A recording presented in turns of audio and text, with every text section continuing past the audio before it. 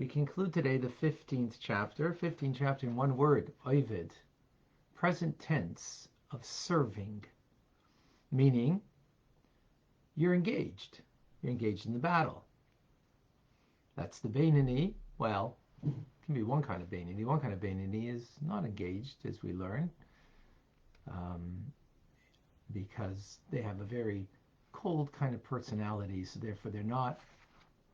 Their animal soul, their inclination, the urges of the heart are so weak that not an urge for any of women for a man, for example, food all tastes the same, and that's the nature of the individual. So in a sense, that person's not really serving, because the person doesn't have to go beyond their comfort zone. So today we speak about what the Talmud teaches us. Interesting. Talmud says that who is the one that serves?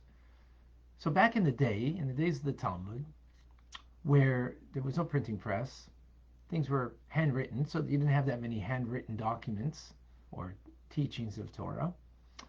You had to learn it by heart. And as a matter of fact, at one point, there was, before the Mishnah was written in the 2nd century, there was no oral Torah that was written. So you need to know all of it by heart. So they studied back then, the students in the Talmudic academies, everything 100 times. And that was a normative way. So Talmud tells us, the sages in the Talmud say that if you learned 101, in other words, you went beyond what was the custom and you made a greater effort, then that's called someone who serves God. And the Talmud gives an illustration, an analogy for this. That also back in the day, they used to have a route that a donkey would bring a person and their goods from place A to place B that was 10 parsecs, so let's say 10 kilometers. It's approximately 10 kilometers. A ride, taxi ride back in the day. And for that, you paid one zuz, whatever that amount is worth.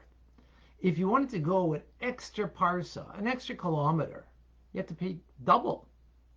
That makes sense? How come? Doesn't make sense. Well, in mathematics, it doesn't make sense that if you're paying for 10, one zuz, and for 11, you should pay 1.1, right? Not double.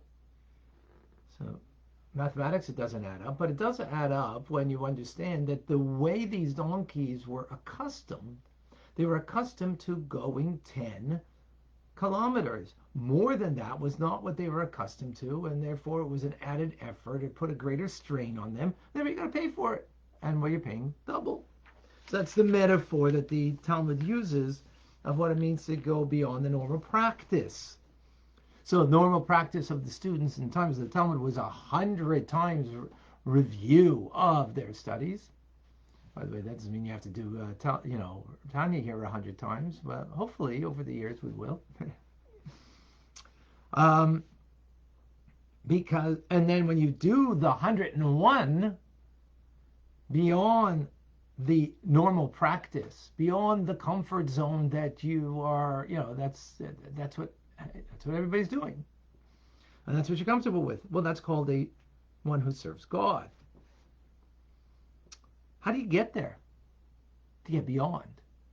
What leads you to that? Now, if it's we can understand this, by the way, in a way of wanting a gold medal. Who wants the gold medal in the Olympics? Your godly soul? Probably not. Your animal soul wants it. So your animal soul is dictating to you, go above and beyond your comfort zone. In other words, that you'll gain greater, self-fulfillment, greater recognition, greater greatness, right? So that'll empower you to go beyond your nature. and you work out, and you work out rising above and beyond, and with the hope of getting that gold medal. So I mean that's a metaphor, like just like the metaphor of the donkey, but of course that's all self-serving ultimately, and it's not bringing out the idea here of serving God. That's serving oneself, because it's making me a bigger self that I get a gold medal. I will be, more beloved and more recognized and just feel much better about myself. Which is, fine, but that's not Tanya. That's the animal soul talking to us. Again, we can use that as a metaphor. But here, if it's about serving God and surpassing your comfort zone, well, what's going to lead you to that? Well, it's going to be a love of God, of course.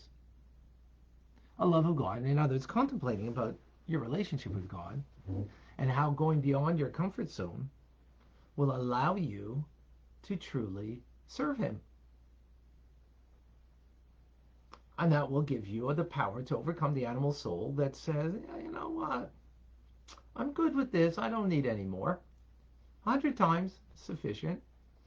Or, it's enough the Tanya that I learn, and the way I learn as I'm learning now and perhaps in my comfort zone and not doing something beyond. But this is the power that we have, that we can create because we have an awareness that there's something more real, something more profound. And that is serving God. And that gives us the ability to overcome our animal soul through that love of God that's generated by thinking about it, meditating and contemplating about that truth. And the Alter Rebbe calls that a avodah tama, a perfect service of the Beinoni. Now, alternatively, an imperfect service, but yet also a service, is that you have a love of God, but it's coming from the Ava Mesuteres, the hidden love that's within you, that you kind of awaken. And the bottom line in this judgment over here of what this means is very simple. Am I putting greater effort to go above and beyond? Or am I just going with on autopilot, that which I'm comfortable with, and I'm staying there?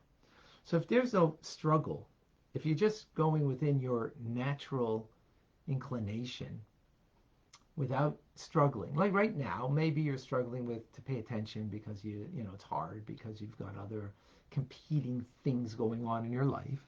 And hey, everybody, that could be the life that we're living, right? Well, that's always the life we're living, that, anything that we do that's good, there'll always be some kind of competing thing to try to take away our attention from it, right?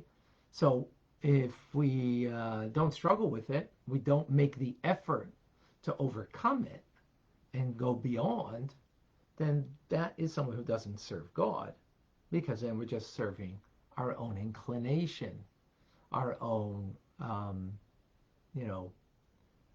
humanness.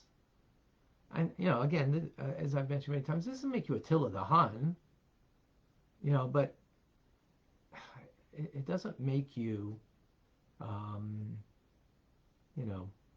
what you could be, right?